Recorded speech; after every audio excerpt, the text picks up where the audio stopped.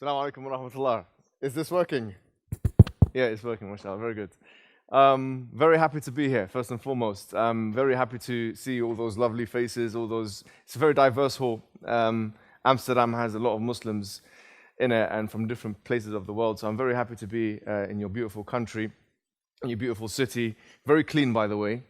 You know, yes, it's a very clean city. We're just kind of observing things and good infrastructure, lots of things to talk about. But to delve right into the topic, now I used to work as a teacher, right? And this is how we used to start every lesson with high school kids. We used to have objectives. So I haven't kind of lost that touch, still got that a little bit. These are the objectives for today, right? I've got a laser here. So the first objective is to know the first principles, basic history of liberalism. Number two is to compare Islamic traditionalism, and obviously these are all key words, right? And liberal contractarianism in particular. I'll tell you what that means as well.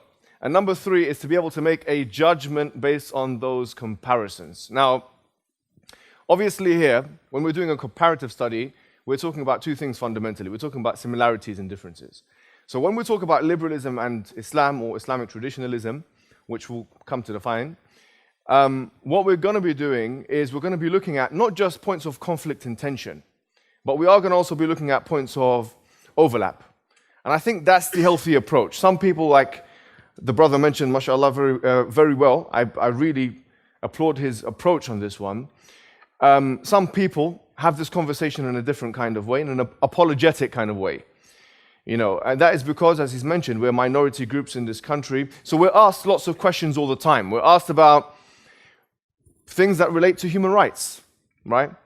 And human rights have become a buzzword, right? Very important, you know, after 1948, as we'll come to know. The convention, the Human Rights Convention, 1948, with the 30 articles, have become almost like scripture. So questions like, you know, your religion is against human rights for X, Y, Z reason. And this kind of trajectory that we're introduced to, which assumes that we have to go from the primitive kind of state that we're in right now and follow through the European kind of progress trajectory that the Christians have already done, and we need to now follow the same kind of, you know, the same kind of course. And of course, there are a lot of presuppositions and assumptions with this, which we are going to discover. But the first thing we need to kind of talk about is what is referred to as the epistemological basis, okay, of liberalism. Now, this is a big word. What does this mean? Epistemology is how you get to know, making sense of the world. Making sense of the world. Basically, how do you know about the world, right? When we're talking about the epistemological basis of liberalism, in particular, we're talking about what grounds liberalism. What are the assumptions of liberalism? What are the first principles of liberalism? Now, what are first principles generally? You can break something down, like for example, this thing here, or a mobile phone, you can break it down to smaller constituent parts, okay? Everything is broken down to basic parts. Those are the first principles of the thing. So when we're talking about the first principles, we're asking, if we break liberalism down to the lowest common multiple, if you like, to its kind of basic building blocks, what are we left with? What is the foundation by which liberalism is built on? You can't build, you know, castles on thin air, can you? Right? I mean, I'm sure you guys know in Amsterdam you've got great infrastructure. You've got incredible engineers here, right? So it's about what are the foundations, you know, of liberalism? And so to know that, you have to look at the basic philosophy of liberalism. And if you look at that, you'll find that there are some themes which are consistent. And what are the themes that are consistent? Basically, if you look at the works of all the way from John Locke, who is, you could argue, the founding father of liberalism, a man called John Locke. You could say he's the founding father of liberalism, all the way down to John Rawls, who was probably the last major contributor of liberalism. You'll find that they believed in something called the hedonistic principle. Now, the hedonistic principle is simple, right? It's about pain and pleasure. It's as simple as that. They argued that morality should be predicated, aligned with pain, the human propensity to pain and pleasure.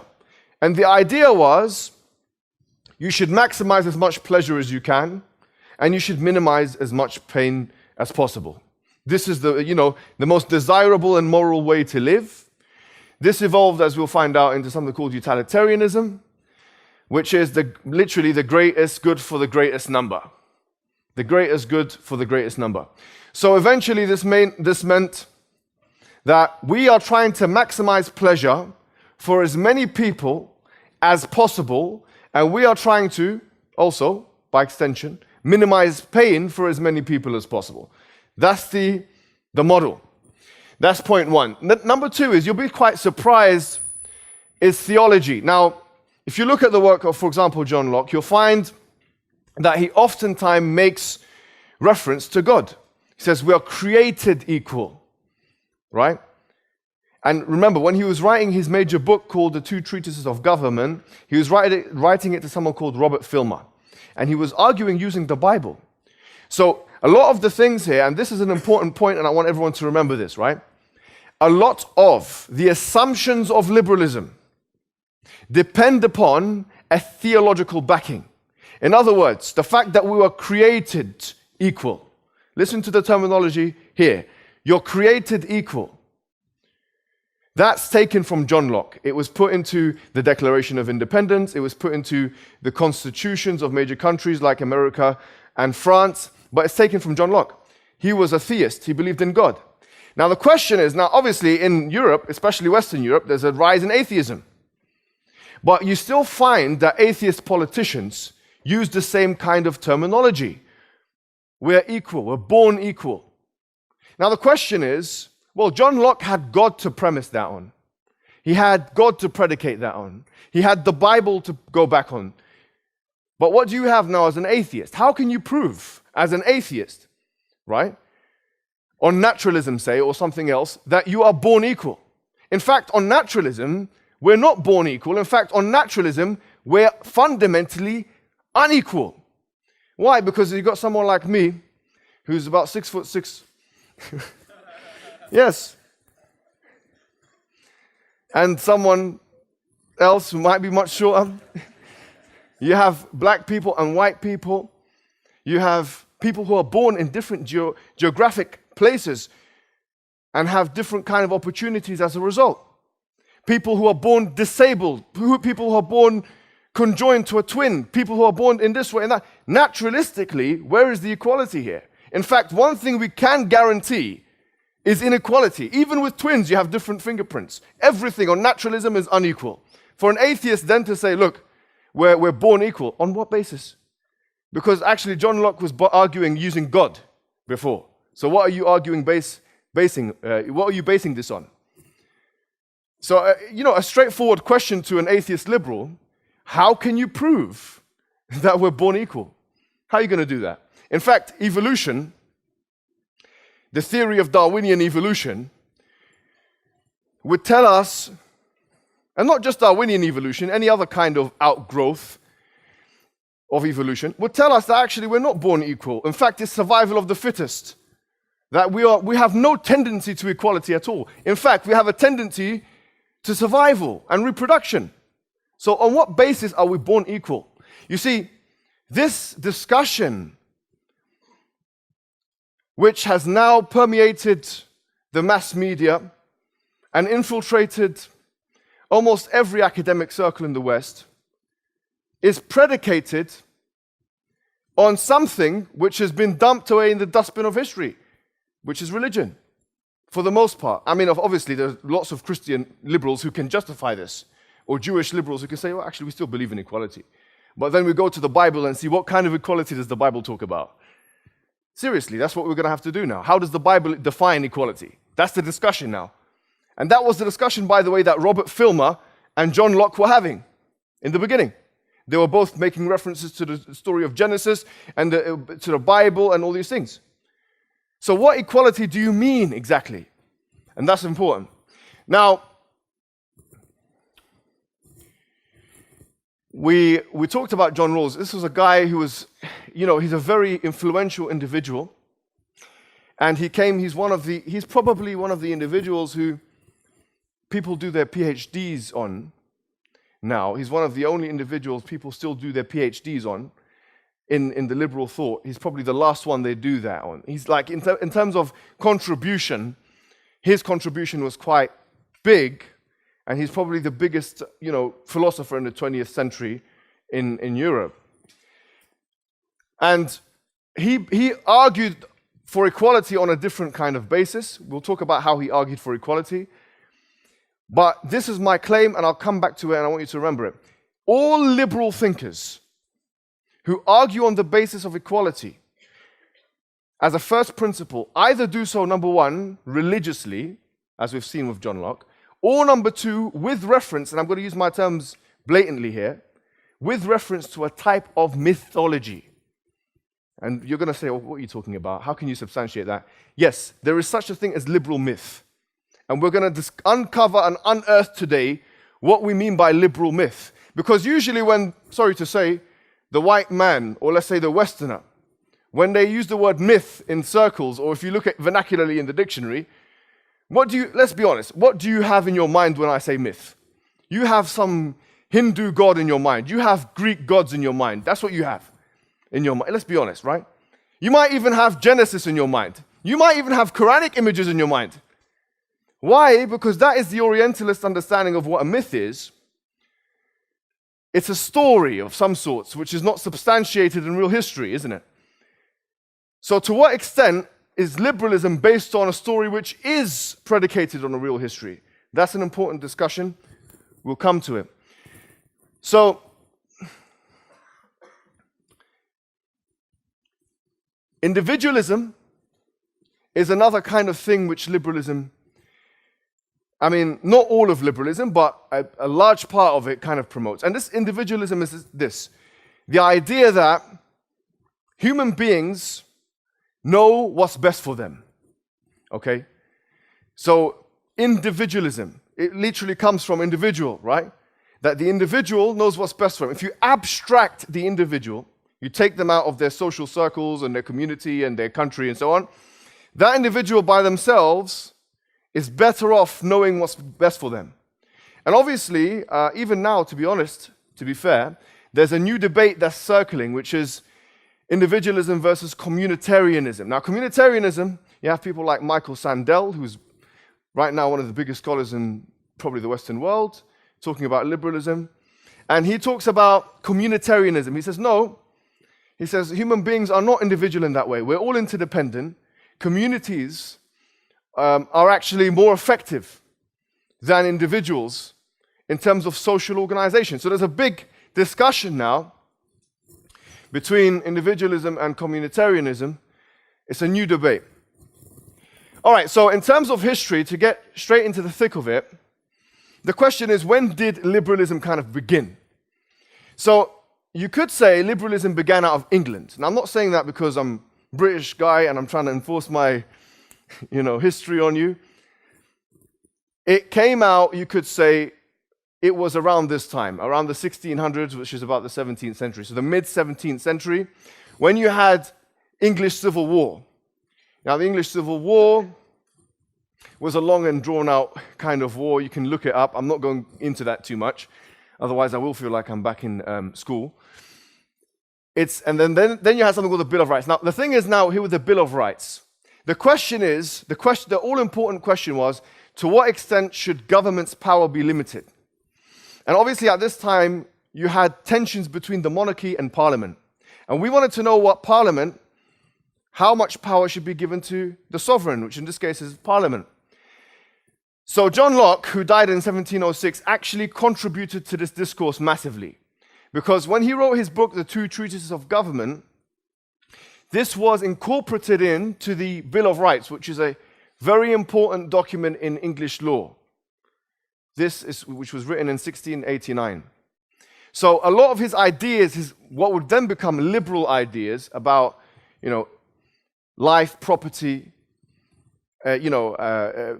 these important things that you have to be protected, the protectables, right? So, for example, life and property, etc., that would be incorporated into the Bill of Rights. So this was a turning point, you could say, in the history of liberalism. Now, John Locke died around 1706, which is the early 18th century.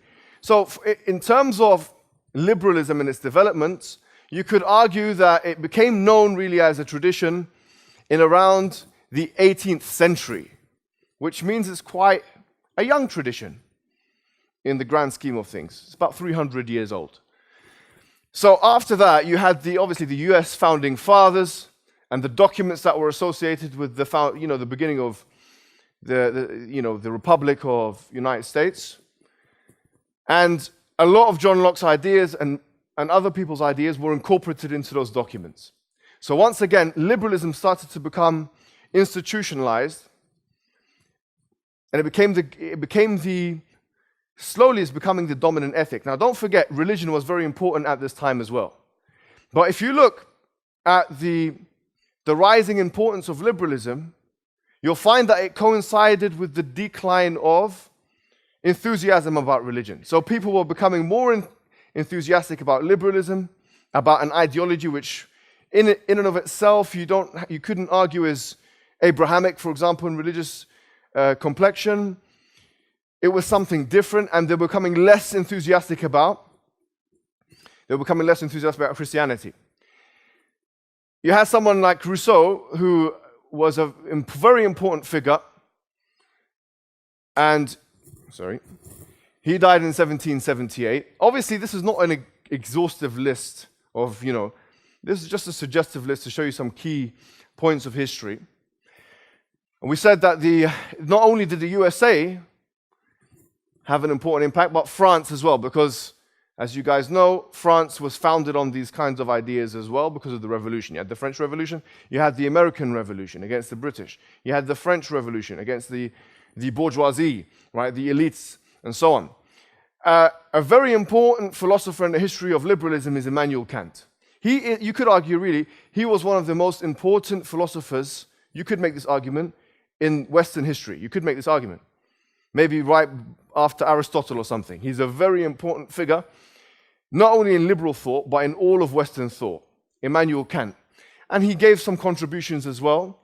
As you can see here, this is a time where it's kind of the Industrial Revolution. Things are starting to change here. Steam trains were being invented and so on. So he was at a time where there was technological developments and so on. Then you had John Stuart Mill, who was around in the Victorian era. This guy is important in liberalism and generally, because a lot of the dominant ethics that we have today, especially in social circles, are based on his ideas, by the way. And he was way, to use a colonial, post-colonial term, beyond his time, in the sense that he was for universal suffrage for both men and women, which we don't have a problem with as Muslims, by the way, just in case anyone tries to chuck something at me. Right? But he was, the Prophet Muhammad, by the way, and Islam, they gave, the Muslims gave bay'ah, men and women gave bay'ah 1400 years ago. That's just an interesting kind of tangential point there. We're in the year, 2000, what are we now, 2018 or 19? I forget. I'm joking. So this was about 100 years ago that men and women can vote, right?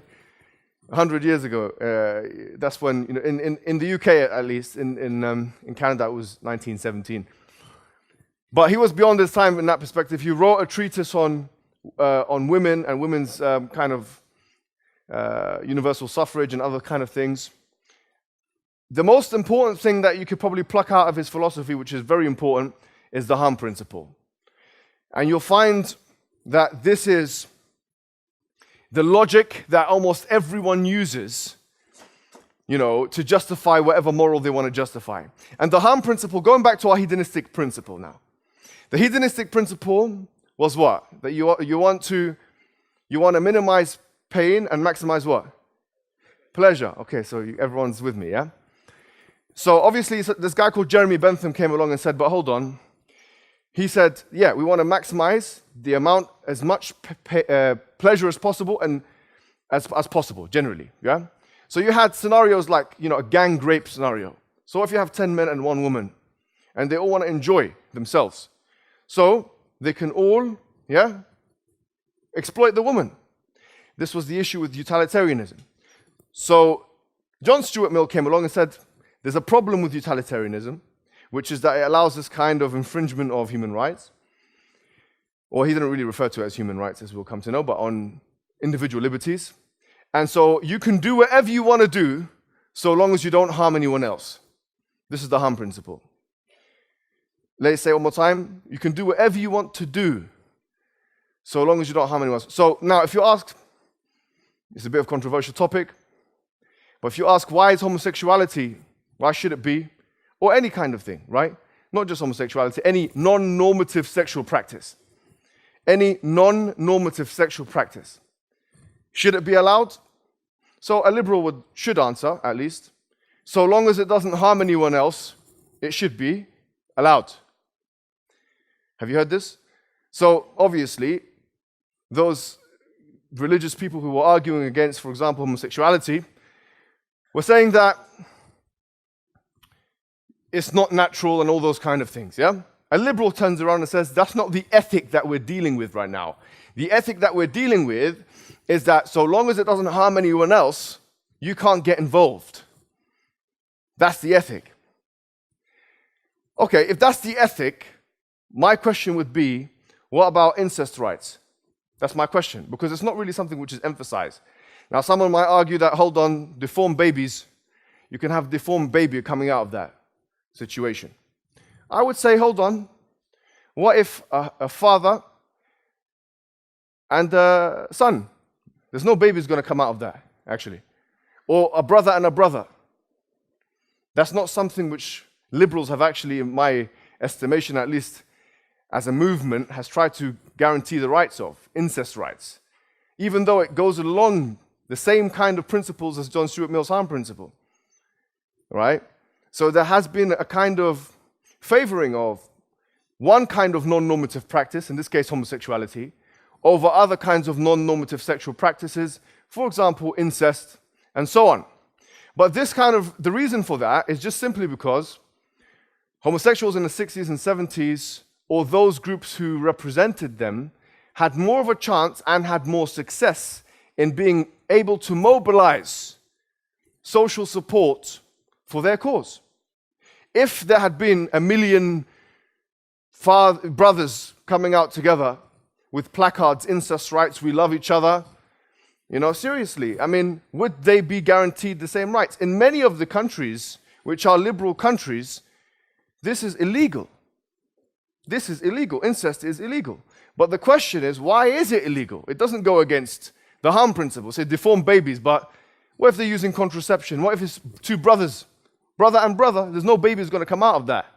Seriously. So there has been a double standard in the way even liberal principles have been manipulated in order to make cases. So I've had lots of conversations. You can maybe see them on YouTube. What I find problematic is the most consistent answer, by the way, some of them are just straightforward to say, you're right. If we're going to afford rights for one non-normative sexual practice, like homosexuality, we should afford it for all non-normative sexual practices so long as no harm is done. That's a consistent answer. I would say, you know what? At least you're consistent. But some homosexuals or other people who claim to represent their interests actually argued along naturalistic lines. They said, no, it's not natural for a brother and a brother to have sex. So why is it not? Who defines natural now? Because you just told off that Christian guy, he told him off when he said, what you're doing is not natural. So what gives you the right to determine what's natural and not natural? So a secondary explanation could be, well, we're born gay. And this is something David Hume referred to as the ought-is problem. Just because you're born, let's just say for the sake of argument, I'm not going to go into the genetics, I'm not a geneticist. Let's say for the sake of argument, say you're born gay, no problem. But just because you are something, it doesn't mean you ought to be that thing. And there's no way that any philosopher has been able to solve this problem. David Hume himself, in his book Inquiry into Moral Ethics, he described the problem. He said, well, just because something is the case, it doesn't mean it ought to be the case. What if someone is born with an incestuous gene?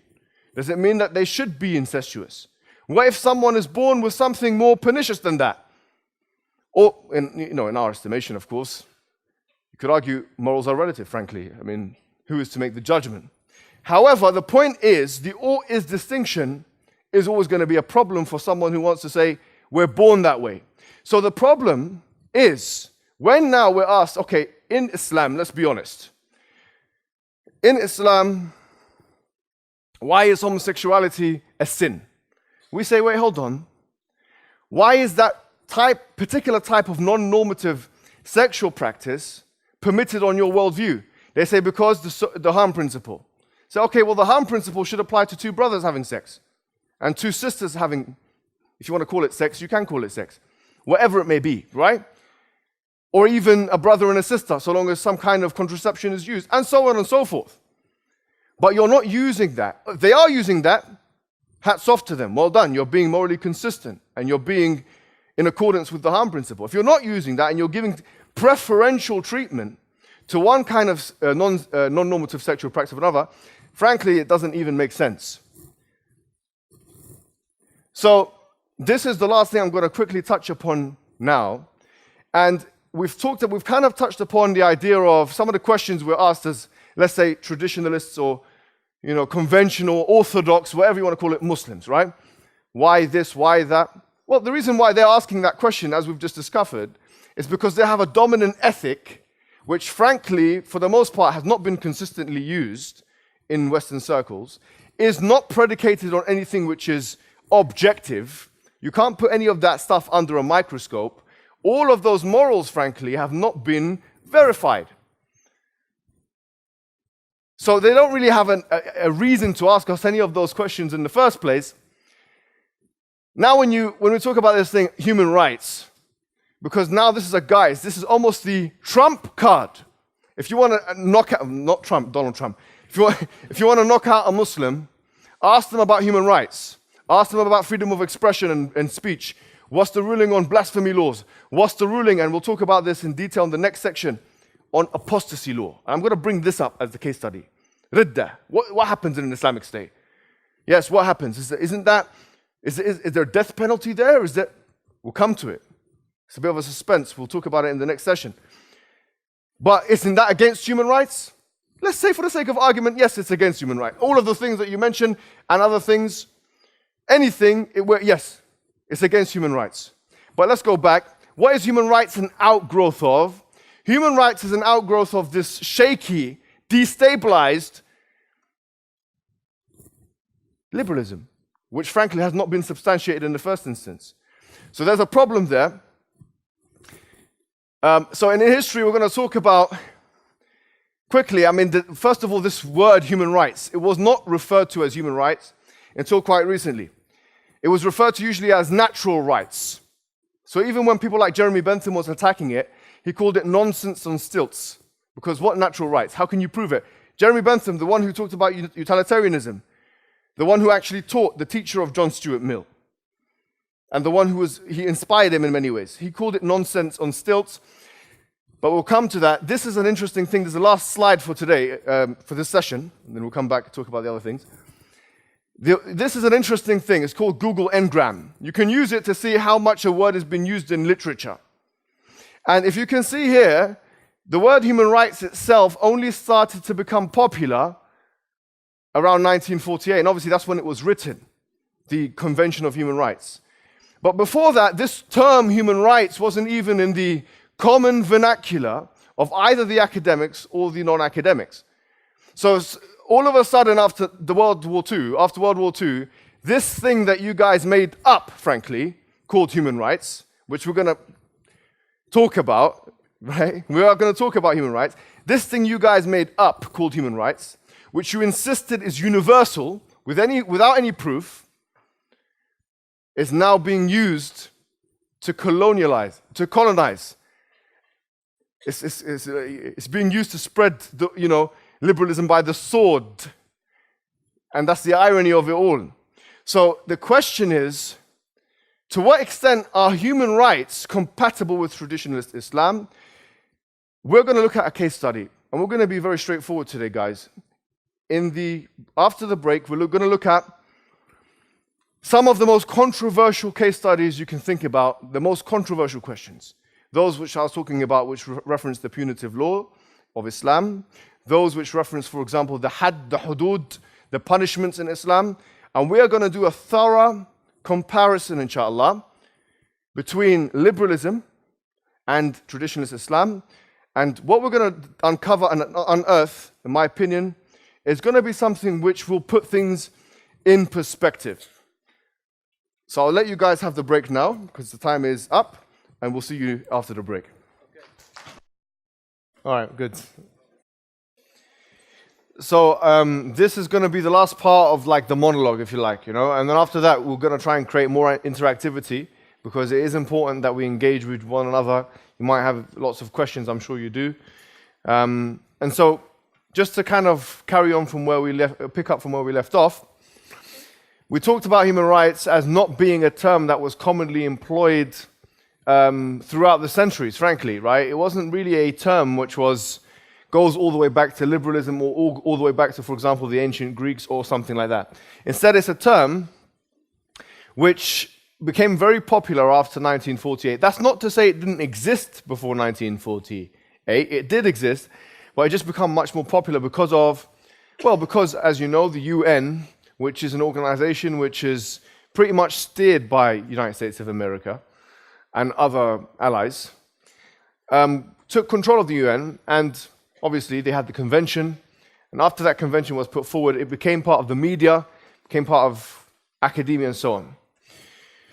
But taking a step back now, the question is, because I mentioned and alluded to this in the beginning of this lecture, we talked about some of the mythologies that liberalism is predicated on. What did I mean when I say liberalism is predicated on mythology? Now, what I meant was this, the state of nature. The state of nature is a very important part of liberalism.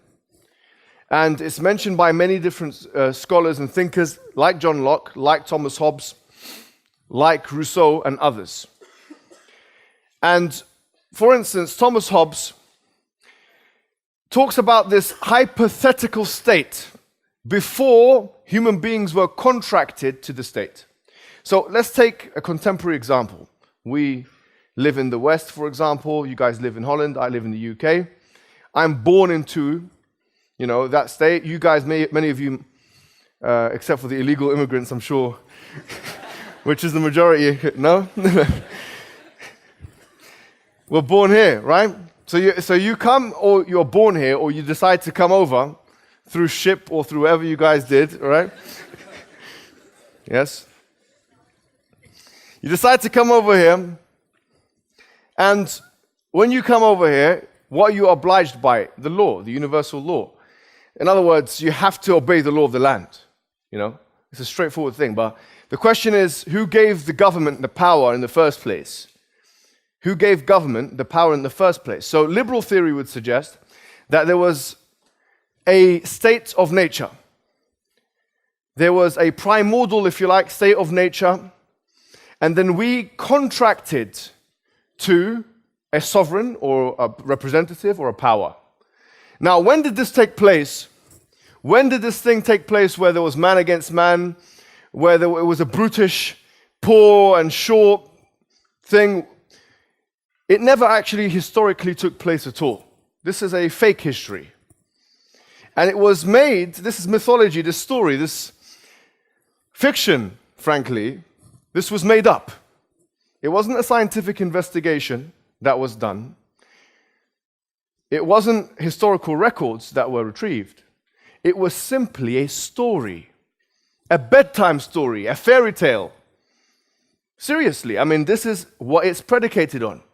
Thomas Hobbes, John Locke, and others, they talked about a time, maybe a prehistoric time or a pre-government time, where people were fighting each other, and so they needed to give up some of their rights in order to allow the sovereign master to come and protect them. And all of the subsequent generations of people would be subsequently contracted to that government, even if they didn't consent to it. Because we, living in a country, we didn't say we consent to there being a government. We consent to there being a representative that's going to make law on our behalf. Sometimes you have voting, yes, but it's not. We didn't even consent to the system of government. So how do we justify, from a liberal perspective, that there is a government? It's this idea, which we're going to come onto, of social contract. But the primordial state is a story. It's a bedtime fiction. It's fake. It really is fake. Now, the story is different depending on which philosopher talks about it. So, for example, Kant, he says, all mankind, who will but consult it, that being all equal and independent, no one ought to harm another in his life, liberty, or possessions. So in the primordial state for Locke, he envisaged that there were some rights that ought to be protected in the first instance. Hobbes saw it more about man against man, but both made up the story that there was a time, or there ought to have been a time, there's this hypothetical, metaphysical, mythological, fictitious thing that happened where we were all, human beings were all like in the jungle, if you like, of life, and we were all fighting each other, and we needed some leader to come that we could consult with or contract with in order to stop the chaos and the anarchy. That's the story.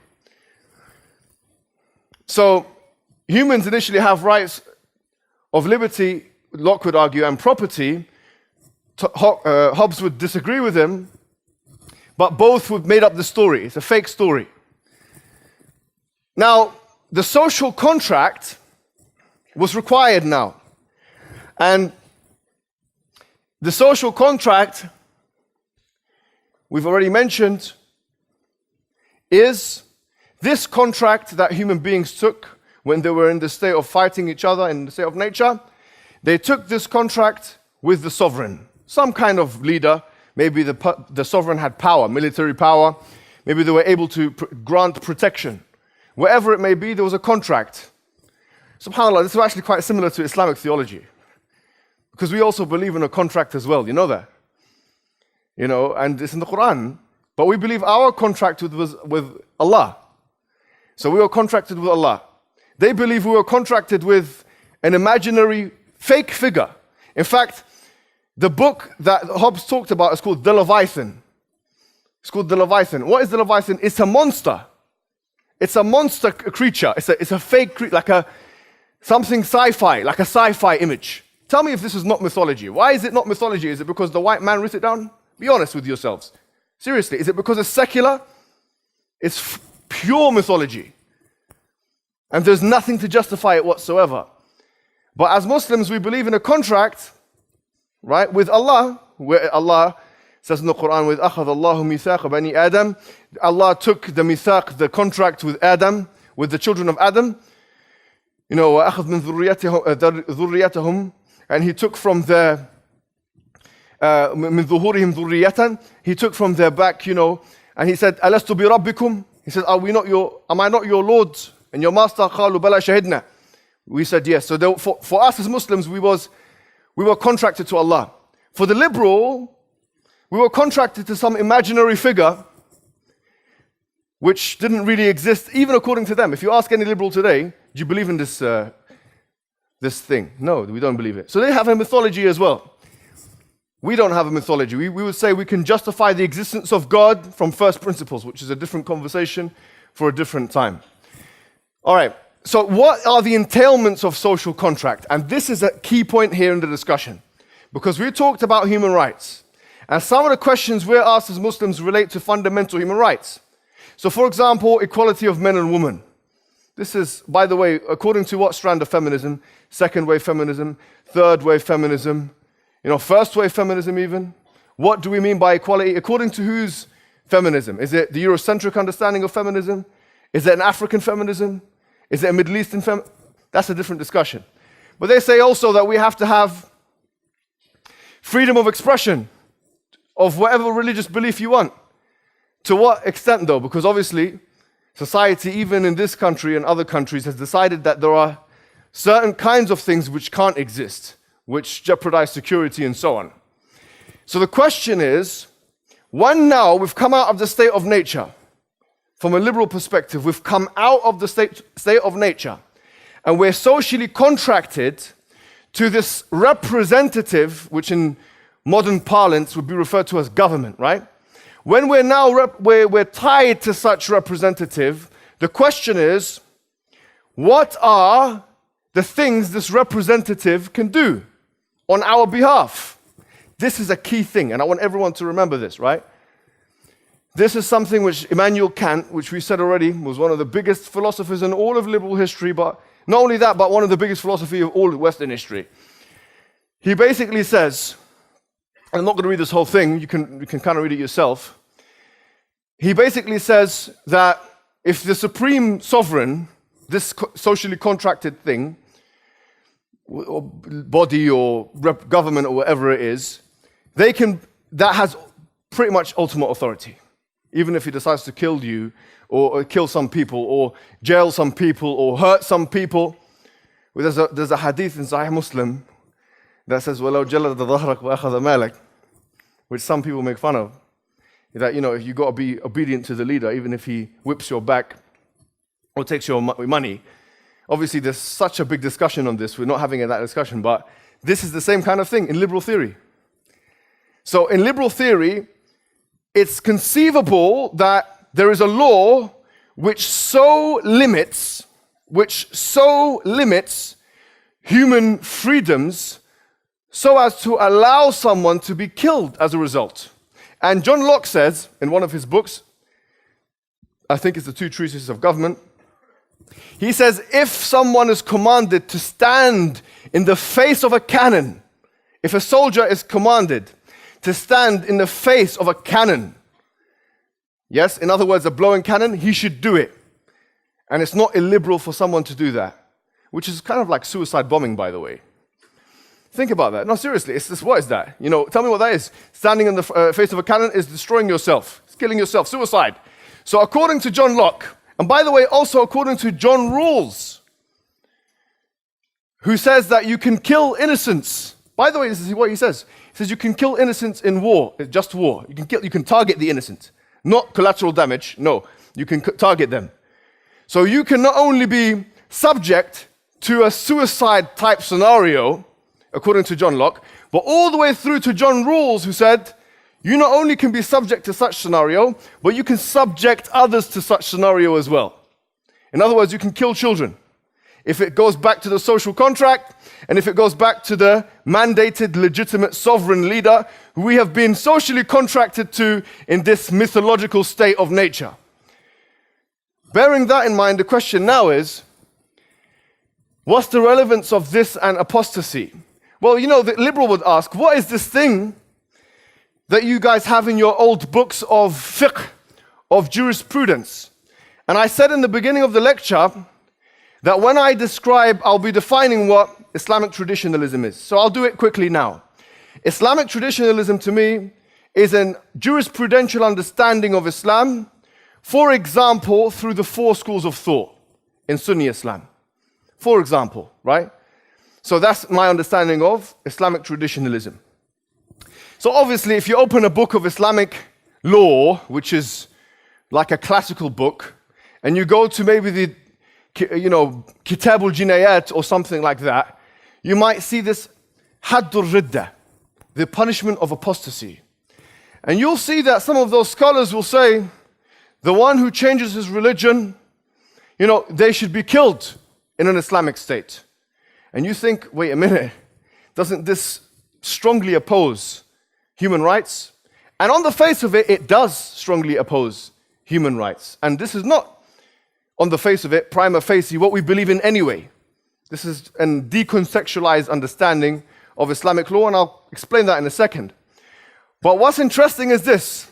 So long as something is justified through a social contract on liberalism, look what John Locke is saying.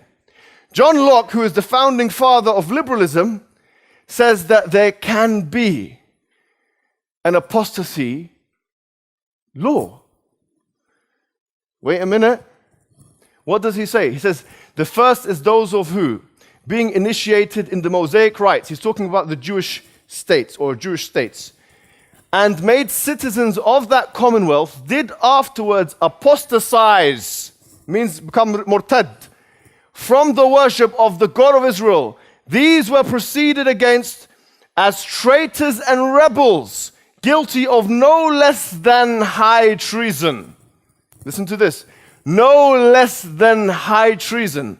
For the commonwealth of the Jews, different in that from all others, was an absolute theocracy, nor was there or could there be any difference between that and the commonwealth of the church.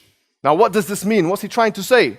He's saying because the state of the Jews is predicated on your contracting with God and your being Jewish in the first instance, that it's justifiable on liberalism. Listen to this carefully. It's justifiable on liberalism. From this social contract understanding, that if someone publicly says, I'm not a Jew anymore, for the state to say, come here, we're going to execute you. Now, is that what the Quran says? The Quran doesn't make this kind of articulation, by the way. This is what John Locke says, who is the founding father of liberalism. So how conceivable is it on liberalism that these laws can be put in place? It is fully conceivable in principle. Now, one could argue that was John Locke, that was 300 years ago. We're no longer looking at Locke. My argument is not about John Locke. He is looking at the conceivability through the principles of liberalism. I am saying because the principles of liberalism through social contract allow such possibilities, you cannot argue that liberalism is against a public apostasy law which would entail a death of a person. You cannot argue that. It's impossible to argue that.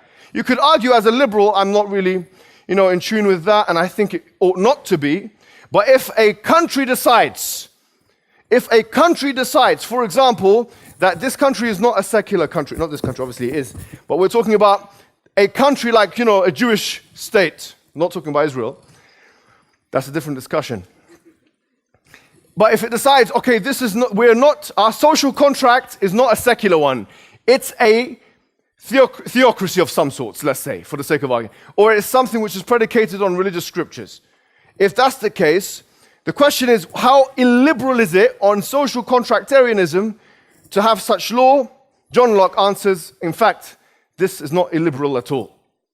And not only would John Locke say that, Immanuel Kant would say that. I've seen manuscripts of John Stuart Mill saying that. It's quite consistent. So, the question now is, what does Islam have to say about that? But before I go into that question about apostasy in Islam, there's an argument I want to make. And the main argument is articulated here. This is part of my book. I've actually written a book here. It's coming out maybe the end of the year. Yes, I've been doing the research. And by the way, this is not something I just whipped up. I've spoken to a lot of academics about this. All right, my main argument, liberalism or liberalization efforts are epistemologically fruitless if they are predicated on the assumption that such liberalization necessarily entails more freedom from government interventionism in cases which relate to administration of the death penalty for non-allegiance to a state. Now, that's a very long-winded statement, but you have to be careful with academics. What I'm saying is, there is something similar between, for example, that which is referred to as the Haddur Ridda, which is what is referred to as the punishment for apostasy, and treason. And the common denominator is non-allegiance to a state. So, for example, if you look at the American Constitution, if my memory serves me correctly, I think Article 3 talks about the treason. It's a clause on treason, a treason clause. And basically what it says is if you show non-allegiance, different states have different rules in America, it could be punishable and has been punishable by death. And by the way, what's interesting is, as a side note, in terms of actual case study examples, you'll find that America has conducted many extrajudicial killings outside of, obviously, the parameters of the judiciary. As you know, for example, many of you may have heard of Anwar al-Awlaqi. Yes? His son was killed. His name is Abdurrahman al-Awlaqi. And his daughter was also killed. They were kids, by the way. They were killed by a drone attack on them. Yes? They were killed by a drone attack on them. Why? Because the American government were afraid because, okay, their father is a radical. The child will also grow up to be a radical, right? So they literally sent little drones to kill the kids. Now, those kids didn't deserve to be killed. And moreover, they didn't even stand trial, if that was possible for a child to stand trial at the age of 6 years old or whatever it may have been anyway. So the question of extrajudicial killing is something completely different anyway. I'm talking about when the treason law itself has been implemented. And what's interesting, if you look at constitutional law in America, is that those defendants who are subject to such encroachments from the military establishment in America actually try and get the treason law to be enacted on them. In other words, a lot of them argue that we want to be tried in accordance with the treason law, because they know they have more chance of being not killed, for example, in that case. But there have been those extrajudicial killings. Now, that's something else. The point is this: it's conceivable principally. It is conceivable principally that a government, because it deems you as non-ally now, you're no longer a citizen, depriving you of your citizenship and so on, they can make a subsequent decision to kill you. And it has been done, but it's just been named something else. This is the point. Now, the truth is this. In Islam, you have to first ask, what is apostasy and what is treason, right? Now, who gets to define treason? Now, someone might argue treason is this, and they'll go online and, this pseudo-intellectual approach. Oh, treason means this. Listen, spare your white man definitions. Keep them to yourself. Seriously. Who wrote the dictionary? Who was it? Was it someone who we all agreed this is the authority? Yes, let him be the one? No, come on. Let's be honest. Oxford Dictionary, Webster Dictionary. No, it wasn't something which we all, as humankind, decided, yes, this is... No. Vernacular definitions from the dictionary are fruitless to me. You can't use a secular definition, impose it on a religious framework, and try and explain things that way. Treason is defined differently, yes, because you have a secular framework versus a religious one. Why should you impose a secular framework on a religious one as much as why would you impose a religious one on a secular one? They both have two different standards, right? However, the principle of non-allegiance is the same. So in other words, really and truly, what is the common denominator? When a state deems that you're no longer allied. Now here's the point. Is it to do with what you believe? Now I would submit to everyone here today, that it's not to do with what you believe. And the evidence is not لا إكراه في الدين قد تبين الرشد من الغي, that there's no compulsion in religion. There is that. That's for the non-Muslims. By the way, that verse by ijma' is for the non-Muslims. There's no compulsion in religion. Chapter 2, verse 256 means you can't force a non-Muslim to become Muslim. But what about ما كان لمؤمن ولا مؤمنة إذا قضى الله ورسوله أمرا أن يكون لهم الخيرة من أمرهم. Sorry, I've recited that quickly, but in Surah Al-Ahzab, where it says it's not for a man or a woman who's a Muslim or a mu'min that when Allah and His Messenger decide something that they have any choice in the matter. The point is this, even then, it's not to do with belief. And it's conceivable and possible for someone to lose faith in their religion. As a Muslim in an Islamic government state, or whatever you want to call it, I'm not talking about those things which exist, but it's conceivable and they would have no repercussion whatsoever. It's not to do. And what's the evidence for that? Two pieces of evidence. One of them is the list of Hudayfa. Hudayfa ibn Yaman had a list of people who are munafiqun. What's a munafiq? A munafiq is someone who does not believe really in Islam. He does not believe in Islam. That's the true understanding of munafiq. Yes, he might walk around in society and not necessarily publicate that he's left Islam, but he doesn't believe in Islam. That list, even though Muslims were aware that those people were not Muslims, they didn't kill those individuals because there was no rupture of a social contract there. In other words, it's conceivable now if someone in the West becomes non-Muslim and they were Muslim, we're not going to say go and kill that individual. No way. This is an understanding of Islam which is Orientalist, decontextualized and completely wrong in my opinion. There's no way you can do that. Because there was no contract between you and that person that, okay, you are now allied to that state in that way. There's no state. In fact, the state here says you can do whatever you want and you can have whatever belief you want. So in fact, their contract is different to your contract. The Quran says, Ya ayyuhalladhina amanu, awfu bil uqud. Those, you who believe, fulfill the contract. So in other words, there is no contract there. There has to be a contract. You have to be under an Islamic state and you have to have agreed to the terms. If those conditions are not met, then we can't say there's going to be any ramification. Now, another point is this, is that you have, and this is one of the final points I'm going to make, is that you have another example, and this is one of the biggest ahadith in Sahih Bukhari. It's in Kitab al-Shurut, the book of conditions. And then you have a discussion between Prophet Muhammad ﷺ and the Quraysh. And the Quraysh were saying, listen to this carefully, if your people in your state become non-Muslim, bring them back to us. Do you agree to those terms? And he agreed to those terms. Say that one more time. He said, if people in your state become non-Muslim, under this contract that we have now, bring those guys who have left Islam, apostated, back to us. He said, no problem. He agreed to those conditions. Meaning what this means is that it's totally conceivable, both on Islam and liberalism, for there to be some kind of social contract which would bind somebody to a state of being.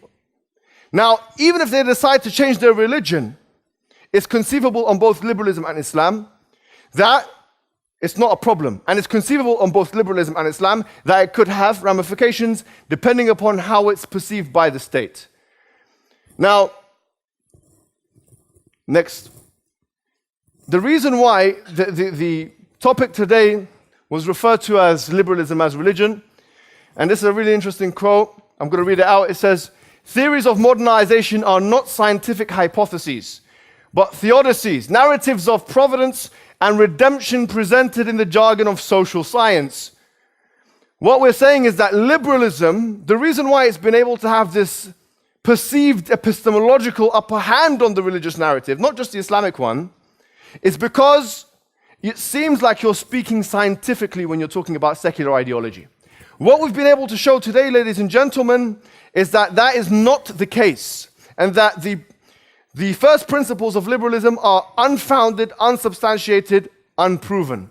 We've also been able to show, ladies and gentlemen, that actually not only are the first principles unproven, but a lot of them are based on mythology, fiction, stories, and so on.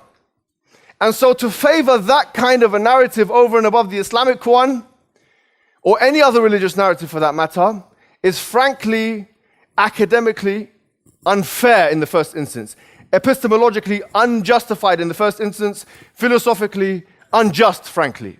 You can't do that and ask us questions. So before any questions are asked from a person who claims to be a liberal, who might be now thinking that they have found the ultimate truth, how can you prove liberalism as an objective moral standard, number one, from a scientific perspective or otherwise, or from a rational first principle perspective? Number two, why do you expect us to believe in your myth? Why? Even your philosophers that propounded that myth didn't believe in it fully themselves. They didn't conduct any scientific experiments. Number three, do you not realize that it's as conceivable on a contractarian understanding of liberalism to have as much punitive law as could conceivably be the case in an Islamic state with all of the punitive laws being implemented? So if that is the case, what do you have to offer us? What is modernization? Why should we be like you? What have you got for us? The answer is, really, you have nothing for us. Sorry to say, and to be blunt. You have nothing to offer. Liberalism has nothing to offer Islam. That's the answer. Liberalism has nothing to offer Islam. There's nothing there for us. Everything that's conceivable in liberalism can also be potentially conceivable in Islam, and vice versa, in terms of punitive laws and so on. So what's the issue? Now they'll say human rights. Human rights, and I'm going to say this once and everyone should remember it. Human rights is a metaphysical construct which cannot be actualized in the real world. It's impossible to have an actualization of human rights with the existence of social contracts. You can never have ultimate freedom of anything. That's nonsense on stilts, as Jeremy Bentham said. It's impossible.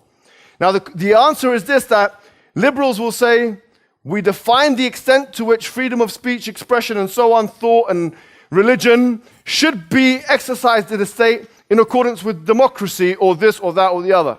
But those things themselves are problematic because they, number one, could be in conflict with liberalism, and number two, could bring out results like Hitler, which, retrospectively everyone looks back and says, how immoral was he? In sum, therefore, what I want to say is, the question needs to be questioned. Whenever they ask you a question which is predicated on human rights, you should say, no, thank you. You have to first justify yourself. The last thing here I've got, sorry, is it okay for me to go over a little bit? Okay. There is an Orientalism here. By the way, Orientalism is not just a book that Edward Said wrote, which places the East as the subject of investigation, the abject, the other, but it's a kind of Orientalism which actually also exists in liberal discourse. So what many liberal Orientalists and progressive Muslims groups attempt to do is demonstrate the extent to which the hudud or punitive laws referred to in the traditionalist discourse are totally aberrational and therefore unacceptable in the context of human rights and liberalism in particular. From this adduction, Muslim minorities in the West who have no intention of bringing to life such abstract rulings are further abject to social imagination of large swathes of the majority of populace. In other words, really and truly, all of those punitive laws of Islam have nothing to do with the Muslim minority existence in the West. We have no intention whatsoever of implementing any of the punitive laws in the Western world. But those laws are used as an ammunition against a minority, which produces an irony, frankly. The irony is, use those things to instill fear in the majority in order for you to juxtapose yourself or define yourself against the Muslim minority. And that is, frankly, a tyranny of the majority type logic, which liberalism itself came to dismiss. Irony. It's an irony. Almost all liberal thinkers talked about tyranny of the majority. Now you have this guy, what's his name? Geertz. What's his first name again? I don't care about his name, Wilder, whatever his name. He's talking about a tax for women wearing a headscarf and this. This is against liberalism because it is, frankly, it doesn't understand that when you have a law in a liberal state, it has to be consistent to all people. He's not even liberal. His party is called the Freedom Party.